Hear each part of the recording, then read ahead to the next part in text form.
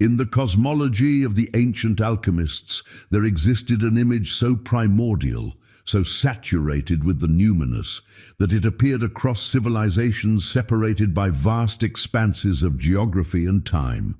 The cosmic egg, the Orphic egg, the philosophical egg, by whatever name the tradition invoked it, this spherical vessel represented something far more profound than a mere container for chemical operations. It was the matrix of being itself, the sealed chamber within which the undifferentiated prima materia of existence underwent its transformation into the lapis philosophorum, the incorruptible stone of the wise. Within the hermetically sealed boundaries of this philosophical ovum, the entire drama of creation, destruction, and rebirth played itself out in miniature, a microcosm reflecting the macrocosm, an alchemical theatre where the raw chaos of unconscious matter was subjected to the refining fires that alone could transmute it into conscious gold. Carl Gustav Jung, standing at the intersection of depth psychology and the Hermetic tradition, recognized in this symbol something that transcended its historical and cultural origins. The cosmic egg was not merely an artifact of pre-scientific thinking, a quaint metaphor from an age before rational enlightenment. It was, rather, a map of the individuation process itself, that psychological journey through which the unconscious psyche undergoes transformation into integrated wholeness. The egg represented the self in potentia, the totality of what we might become if we submit ourselves to the fires of transformation. And fires there must be, not one, but four. Four distinct modalities of heat, each corresponding to a different quality of psychological work, each necessary to hatch what the alchemists called the golden child, the philosophical gold. The immortal self that emerges only after the death of everything we mistakenly believed ourselves to be. The doctrine of the four fires stands as one of the most sophisticated articulations of transformative process within the alchemical corpus. These were not gradations of a single flame, not simply variations in intensity of the same essential heat. They were qualitatively distinct operations, each requiring its own wisdom, its own courage, its own particular form of endurance. To understand them is to possess a map of psychological transformation far more precise than the vague exhortations to self-improvement that saturate contemporary discourse. The alchemists knew what modern psychology often forgets, that authentic transformation is not a matter of positive thinking or behavioral modification, but of subjecting the entire edifice of the personality to temperatures capable of breaking down its most fundamental structures. The first fire, known to the adepts as the fire of the lamp or gentle fire, represents what Jung would recognize as the initial warming of unconscious contents, the first stirring of awareness that something beneath the surface of waking consciousness demands attention. This is not yet the destructive heat of the refiner's fire, but rather the gradual, patient warmth that begins to soften the rigidity of our defensive structures. In psychological terms, this corresponds to the cultivation of attention to dreams, to the symbolic products of the unconscious, to those moments of synchronicity and numinosity that hint at dimensions of experience our rational ego prefers to ignore. The alchemists insisted this fire must be maintained with extraordinary consistency. Too much heat at this stage, and the volatile essences flee, the subtle psychological contents evaporate before they can be properly apprehended. Too little and nothing moves, the egg remains cold and lifeless, potentiality forever unrealized. What sustains this gentle fire is not dramatic intervention, but disciplined attention, the keeping of dream journals, the cultivation of active imagination, the willingness to notice what the ego would prefer to dismiss as coincidence or meaningless fancy. This is the fire of gestation, the warmth of the mother's body within which the embryonic self begins its first movements toward consciousness. It asks nothing heroic, but it demands everything that heroism cannot provide: patience, consistency, the capacity to sit with ambiguity and uncertainty without forcing premature conclusions. Most who begin the alchemical work fail here, not because the temperature is too intense, but because they lack the discipline to maintain even this modest heat over the months and years required for the work to ripen. The second fire, the fire of ashes or digestive fire, marks the transition from mere observation to active engagement with the contents that have begun to emerge. The alchemists spoke of digestion, of the slow cooking that breaks down complex substances into their simpler constituents. In the language of analytical psychology, this corresponds to the painstaking work of analyzing the shadow, of bringing into consciousness those aspects of ourselves we have repressed, denied, projected onto others. This fire burns hotter than the first, and it brings discomfort. To digest psychological contents is to feel them, to acknowledge ownership of qualities and impulses we have spent a lifetime disavowing. The convenient fictions we tell ourselves about our essential goodness, our rational motivations, our moral superiority to those we condemn, begin to break down under this heat. The digestive fire operates through relationship, through the friction generated when our unconscious contents encounter the consciousness of another. This is why Jung insisted on the necessity of analysis, on the irreplaceable function of the analytical relationship. The analyst serves as a lembic, as the containing vessel within which these difficult contents can be held without being either repressed or acted out. The heat comes from honest confrontation with what we would rather not see. The adulterer who insists on their own victimhood, the self-proclaimed empath whose every interaction serves their narcissistic need for admiration. The spiritual seeker whose practice has become a defense against genuine vulnerability. Under the steady application of digestive heat, these psychological compounds break down, revealing the simpler elements from which they are constructed: fear, shame, rage, longing. This stage is characterized by what the alchemists called putrefaction, the nigredo, the blackening. The personality begins to decompose under sustained examination. What seemed solid reveals itself as constructed. What felt like identity shows itself as identification. The process is nauseating, not metaphorically, but phenomenologically. Many who reach this stage flee, returning to the comfortable darkness of unconsciousness, preferring the familiar suffering of neurosis to the unfamiliar anguish of seeing clearly. The digestive fire asks that we sit in the stench of our own psychological decay, trusting that this dissolution is necessary, that only by breaking down the false can space be created for the true. The third fire, the fire of flames or calcinating fire, represents a qualitative intensification that marks the transition from preparation to crisis. This is the fire that reduces substances to ash, that burns away everything combustible, leaving only what cannot be destroyed. In psychological terms, this corresponds to the ego's encounter with numinous contents that dwarf its capacity for control, moments of overwhelming affect that shatter our carefully maintained equilibrium.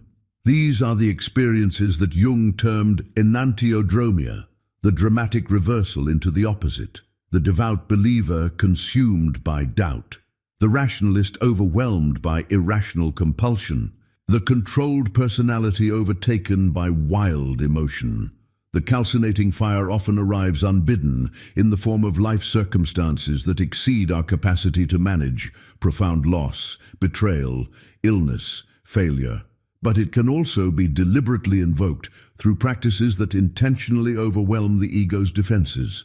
Certain forms of meditation, psychedelic experiences undertaken with proper preparation and intent, ordeals of various kinds that force consciousness beyond its habitual boundaries. What matters is not the specific catalyst, but the result.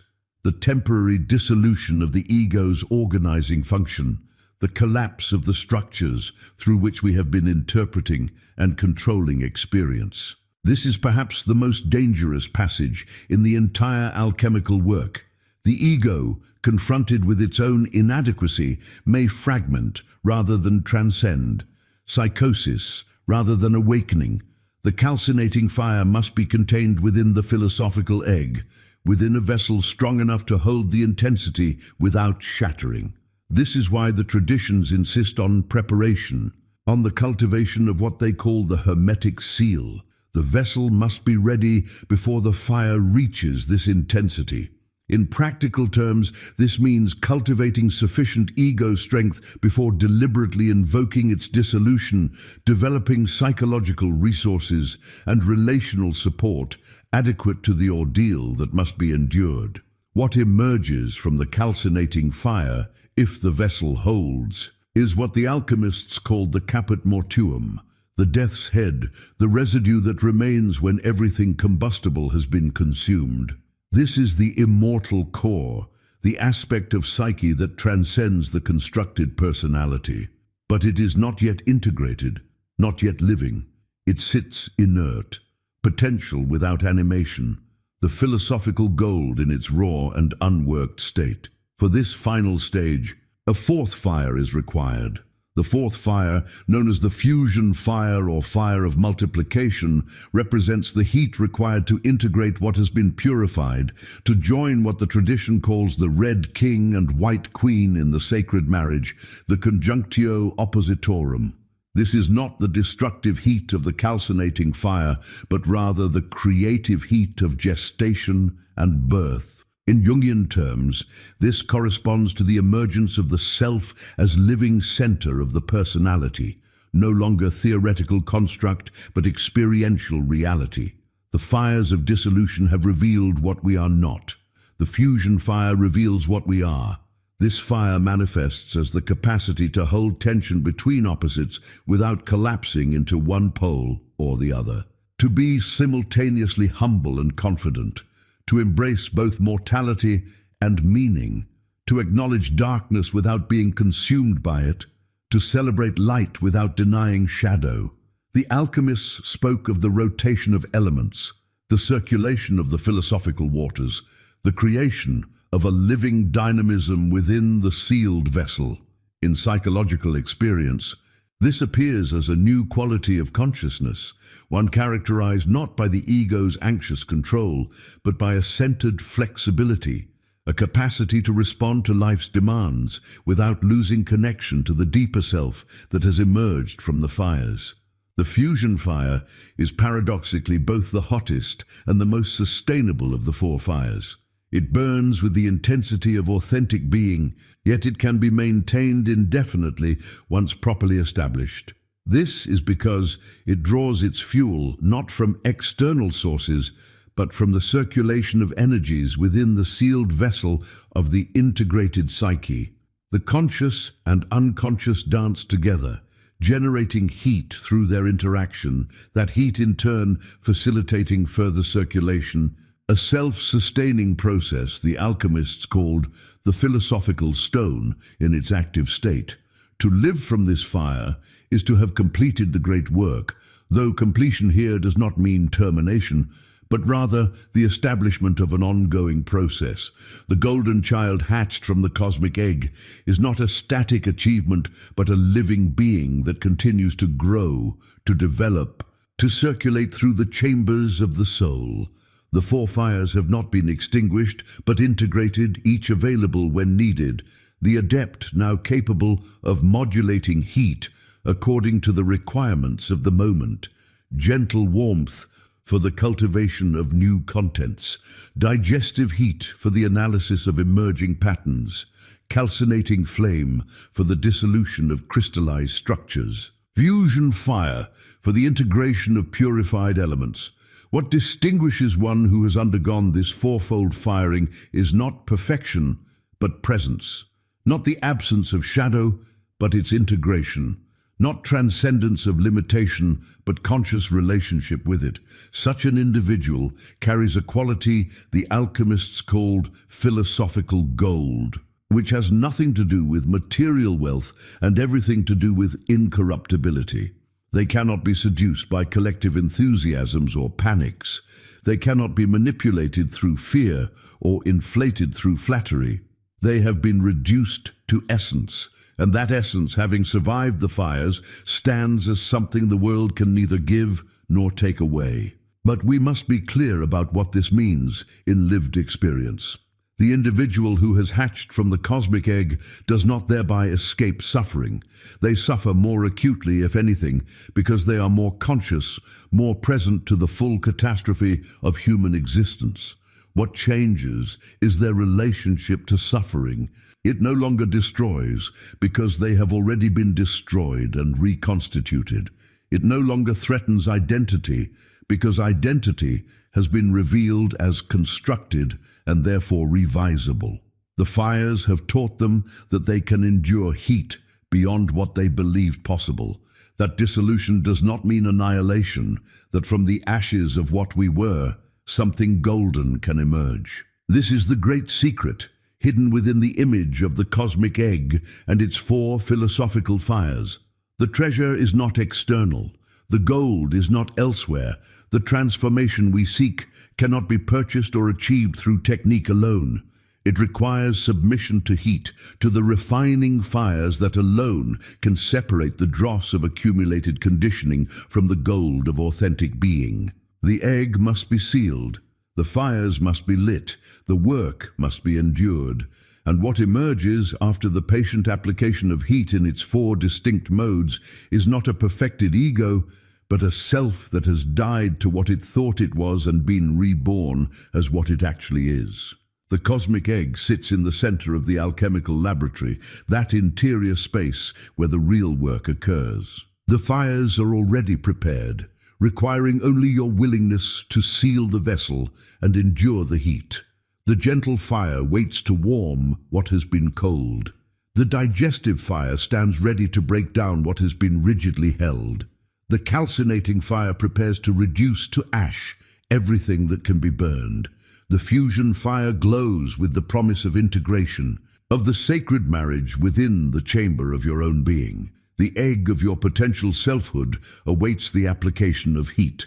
The only question that matters is whether you possess the courage to light the flame and the patience to tend it through the long night of transformation.